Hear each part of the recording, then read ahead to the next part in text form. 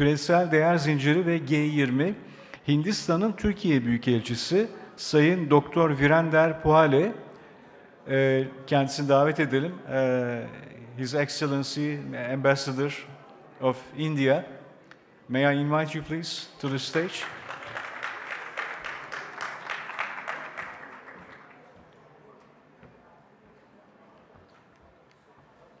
Thank you for the welcome, Mr.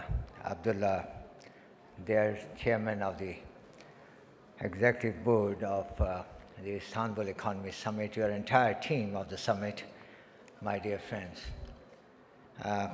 To begin with, I would like to thank you for giving me this happy privilege to join the Istanbul Economy Summit with the focus on global value chains.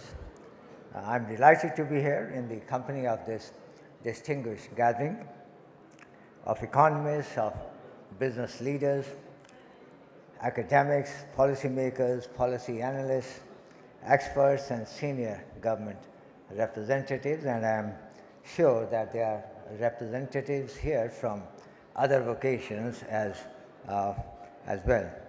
I'm relatively new in Turkey, but I've learned that this summit is considerably prominent in the calendar of economic events in this most vibrant and beautiful city. It's very interesting to see the wide-ranging topics that will be discussed today and tomorrow as part of the summit. The concept of global value chains. Now this term, global value chains, each and every word of this term, global value and chains, it's very important and it's hugely multidisciplinary and complex. It's highly topical in the contemporary world. It's also easily understandable why it has remained prominently on the G20 agenda in recent times. It will no doubt be a focus under India's G20 presidency as well. Let me first share with you some pointers relating to India's G20 presidency. It was precisely a week ago, on the 1st of December. It was a proud moment for India to assume the responsibility of the G20 chair. The theme chosen by India is One Earth, One Family, and One Future. And it is aimed at promoting a universal sense of oneness for global progress. G20, as you know, brings together the 20 major economies of the world, representing 85% of the global GDP, 75% of international trade, and 2/3 of the world's population. That is the nature and scale of what it represents on the global stage.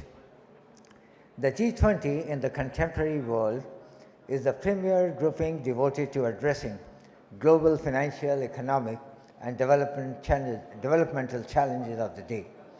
The G20 presidency comes to India at a very challenging time, when the world is grappling with the economic and social consequences of the global pandemic, a crisis that has aggravated the financial situation across the world, with the developing countries finding it much harder to recover.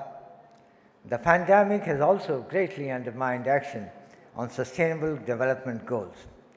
There have been serious challenges in finding equitable solutions for global health issues.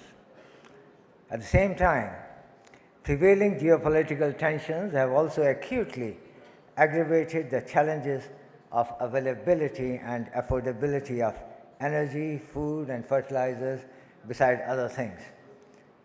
Then there are other major global challenges and global issues: terrorism, climate change, and here I refer to climate action and climate justice, sustainable development, and global governance.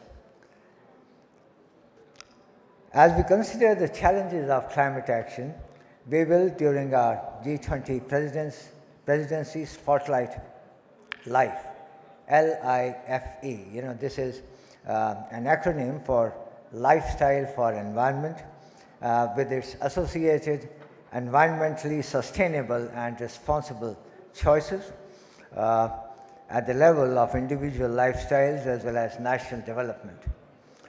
We also give high importance to solutions through digital transformation based on inclusive digital architecture. As we all know, digital use brings both scale and speed as we seek solutions to these pressing problems of the day. It's also a time when we need to become the voice of the global South that is otherwise underrepresented in such forums. Our G20 priorities will be shaped by the interests of the global South. Let me now briefly touch upon the more specific issue of global value chains. Over the last 2 decades, trade and production have become increasingly organized around global value chains, in short, GVCs. At present, about 70% of international trade is accounted for by GVCs, which have proliferated through advances in communication, information, and transportation technologies, besides some other trade policy factors.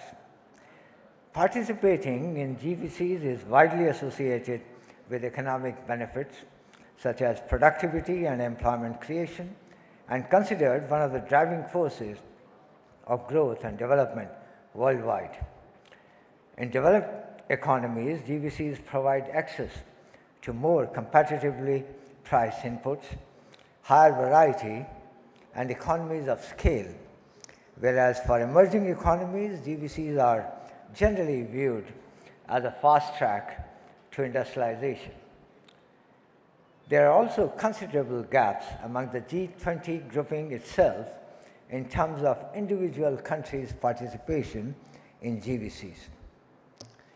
Previous G20 presidencies have looked at several factors and issues such as digital trade, promoting resilience in GVCs for medical products, promoting inclusive agro-food GVCs, supporting SMEs for better distribution of gains from trade, and to develop initiatives to assist developing countries. Obviously, there are complexities involved, and there haven't been easy solutions.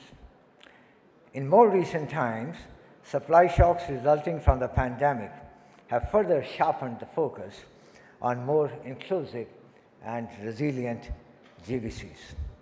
Let me mention some major questions that come up in this discourse. And these are: how can G20 countries enable resilience in GVCs and collectively deliberate on the mechanism of enhancing trade in terms of economic uncertainties? How can G20 countries enable greater participation of developing countries in GVCs? And how can G20 countries enable an ecosystem for cooperation for trade facilitation?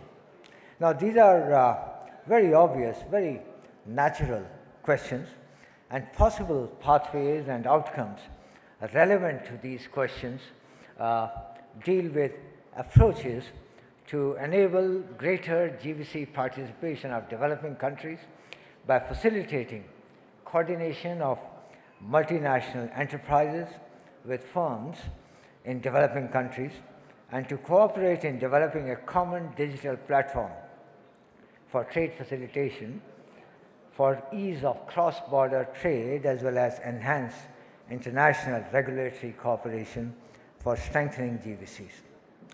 In a nutshell, it will be a collective effort under Indian presidency of the G20 to shape a new paradigm of globalization, a paradigm of human-centric globalization. Now, let me bring my remarks to a close by summarizing the points that I seek to make at this summit. The G20 agenda is extensive. The issues on the agenda have far-reaching implications of global scale.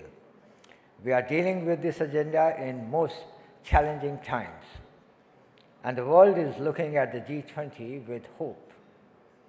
In other words, the G20's hands are more than full. During India's G20 presidency, we will work for global consensus on all these issues. India's G20 presidency will be inclusive, ambitious, decisive, and action-oriented. So with these words, thank you once again for inviting me to this summit. You have my good wishes. Thank you.